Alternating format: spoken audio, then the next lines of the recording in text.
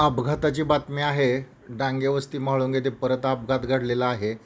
3 विद्यार्थ्यांना मारुती सुझुकी 4 चाकी गाडीने उडवलेला आहे। त्यामध्ये 2 गंभीर जखमी आहेत आणि तिघांवरती अकलूजच्या खाजगी रुग्णालयामध्ये उपचार देखील सुरू आहेत। सविस्तर बातमी अशी आहे की म्हाळुंग तालुका माळशिरस येथे डांगेवस्ती आहे आणि इथं अपघाताचं सत्र सुरूच आहे। सोमवारी सायंकाळी 7:30च्या दरम्यान हा जो नॅशनल हायवे आहे तो अपुऱ्या कामामुळे या ठिकाणी मोठ्या प्रमाणात अपघात घडत आहेत।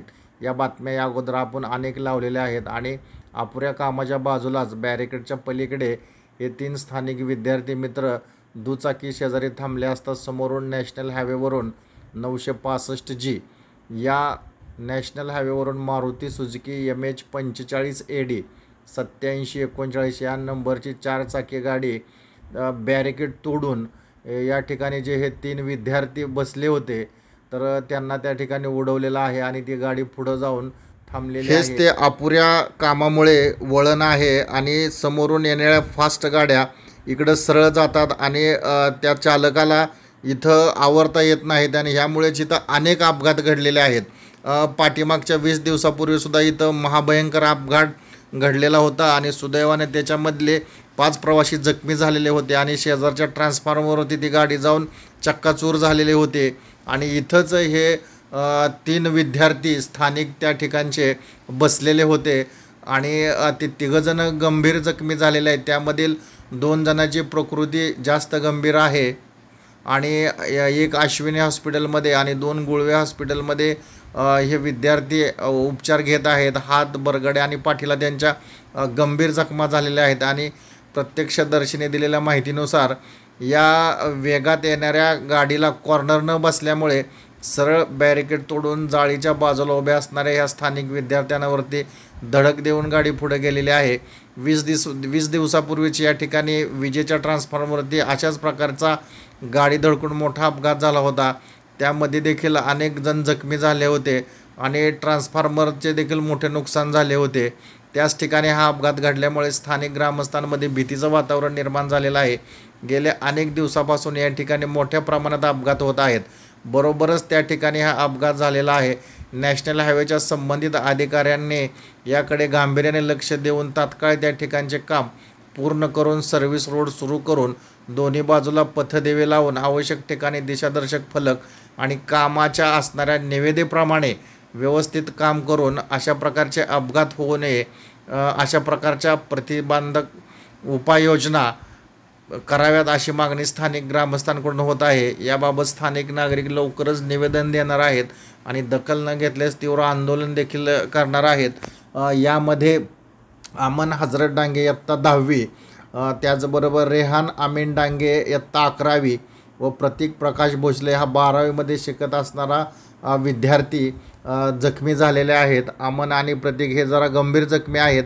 अमन व रेहान गुळवे हॉस्पिटल अकलूजमध्ये तर प्रतीक भोसले हा अश्विनी हॉस्पिटल अकलूजमध्ये उपचार घेत आहे।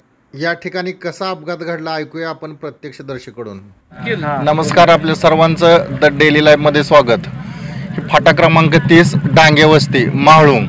आपण इकडं पाहिलं तर जो नॅशनल हायवे आहे 965G संत तुकाराम महाराज पालखी महामार्ग, आपण 20 दिवसापूर्वीच याच ठिकाणी इथं खूप मोठा ॲक्सिडेंट झाला होता आणि ह्या स्पॉटला आपण सर्वजण आहोत की इथंच एक गाडी इथल्या रस्त्याच्या कडेच्या मोठ्या ट्रान्सफॉर्मरवरती आदळली होती, पण त्याच्यामध्ये सुदैवाने सगळे बचावले होते आणि आज तशाच प्रकारचा इथं एक प्रकार घडलेला। इथं माझ्या पाठीमागं पाहिलं तर इथं स्विफ्ट डिझायर गाडी आहे मारुती सुझुकी कंपनीची आणि इथं 1 तासापूर्वी इथं अपघात झालेला आहे। काय इथं नेमकं घडलं, काय झालं? पोरं इथं बसली होती रस्त्यानं, मग त्या जाळीच्या अलीकडे पोरं बसल्यावर पुन्हा तिकडून गाडी आली 25 रोडनं अशी सरळ आल्यानंतर डायरेक्ट पोरांच्या अंगावर आली। किती पोरं होते आपले?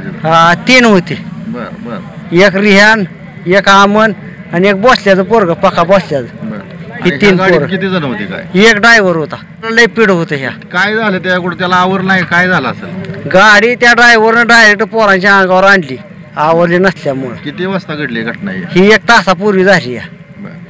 इथं काय गेले अनेक दिवसापासून इथं अपघात होते, काय इथं घडतंय नेमकं? त्या डीपी मुळे चालतं या वेळेस त्यात गाडी घातली होती त्यांनी. त्या काय परत कोणी काय दखलच घेतली नाही परत त्याची. त्यामुळे ते ॲक्सिडेंटचा चालू आहे ते आहेतच. ह्याच्या अगोदर बी बरेच जण इथं टू व्हीलर वर पडले होते. 2-3 गाड्या पडल्या होत्या त्यावेळेस बी. या ठिकाणी इथले प्रत्यक्षदर्शी आहेत आणि या ठिकाणचे कायम रहिवासी देखील आहेत की अशा प्रकारचं निकृष्ट आणि अपुरं काम केल्यामुळं आणि शासकीय स्तरावरती किंवा ह्याचे जे सुपरवायझर आहेत ते कोणत्याही प्रकारचे लक्ष देत नाहीत, लावलीजाव करतात. इथल्या नागरिकांनी तशा प्रकारची निवेदने देखील दिलेली आहेत, पण अद्याप यांची ठोस अशी कोणतीही या ठिकाणची दखल घेतलेली नाही.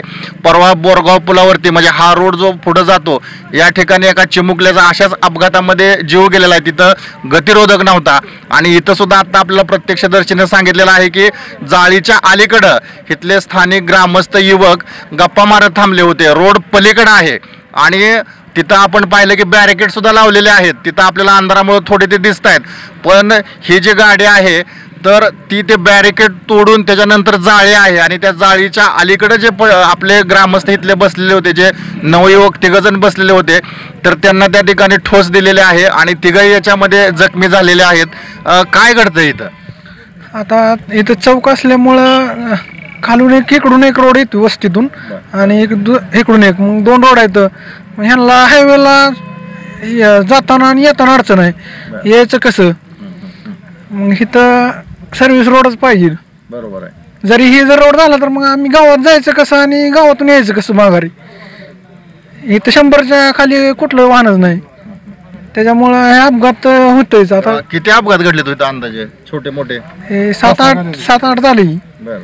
काय दगावली लोक, त्याच्यामुळं मग सर्व्हिस रोडच झाला तर चांगला आहे. नाहीतर इथं धोकादायकच आहे. सगळी लहान मुलं आहे ती आणि वस्ती पण दाट आहे आणि 70-80 स्पीड वाहनाचं असल्यामुळं सर्व्हिस रोड झाल्याशिवाय इथं पर्याय नाही. हे ज्याने आता केलंय असं, पण हे नाही बरोबर. काय शाळा कुठं आहे इथं? लय इथं विद्यार्थी रेड्या वस्तीला जवळजवळ 40 पोरं येते ती शाळेला इथनं. मग ही काय कामच क्लिअर नाही इथलं. ती 4 दिवस करते ती बंद ठेवते ती, काय तर असं कारण सांगते ती बंद ठेवते ती. ही जवळजवळ 2 वर्ष झालं लाईट बी नाही क्लिअर चालत इथं. लाईट मध्ये 4 दिवस लाईट नव्हती. म्हणजे इथलं कुठलं नियोजन नाही यांचं रस्त्याचं. 2 दिवस टिपर चालवलं की बंद, असं करते ती काम. तर ही पालखी महामार्गाची अवस्था आहे. नॅशनल हायवे आहे हा. महाराष्ट्र शासनाने आणि केंद्र सरकारने याकडे तात्काळ लक्ष दिलं पाहिजे. आणि इथं आपण प्रत्यक्षदर्शी किंवा इथल्या ग्रामस्थांकडून आपण ऐकलेलं आहे की या ठिकाणी सर्वात महत्त्वाचं म्हणजे ही जी लेंथ आहे ती पूर्ण अपुरी राहिलेली आहे आणि ठोस काम करणं आहे. अशा प्रकारचे अपुरं काम राहिल्यामुळं इथं मोठ्या प्रमाणात इथं अपघात होताना आपल्याला दिसतात. गेले ज्या दिवसापासून हे रोड तयार झालेला आहे तेव्हापासून ह्या अपुऱ्या कामामुळं इथं 6 ते 7 मोठे अपघात घडलेले आहेत आणि दैनंदिन तर छोटे मोठे घसरणे वगैरे हे तर दुचाकीचे भरपूर अपघात झालेले आहे. आणि इथून आपण पाहतोय की इथून म्हाळुंगपर्यंत कुठेही ह्या दोन्ही साईडनी सर्व्हिस रोड केलेला नाही आहे. त्या दुसरं एक महत्त्वाचं म्हणजे जे पथदिवे असतात, जे लाईट असते ते देखील नाही. त्याच्यामुळे जे अनोळखी लोक आहेत किंवा जे काही ह्या मार्गावरून जातात येतात ते अशा प्रकारे रोडला इथं फसतात आणि ह्या अपुऱ्या कामामुळं अशा प्रकारचे मोठे इथं अपघात घडताना आपण गेले 2-3 वेळा इथं मी स्वतः येऊन कव्हरेज केलेलं आहे. आणि इकडून वाहन जे आहे ते फास्ट येत आहे आणि अचानक इथला रोड जो आहे तो अपुरा आहे आणि इथून पुढचं ह्या लेनचं जे काम आहे ते न झाल्यामुळं इथं खऱ्या अर्थाने अपघात होताना आपल्याला दिसत आहेत. आणि आत्ता सध्या शासन ह्याच्याकडं लक्ष देतंय का आणि कुणाचे जीव जाण्याची वाट बघतंय? प्राधान्याने हे इथं लक्षात घेतलं पाहिजे आणि इथले ग्रामस्थ यासाठी निवेदन देऊन मोर्चा काढणार असं देखील इथं काही जणांनी सांगितलेलं आहे.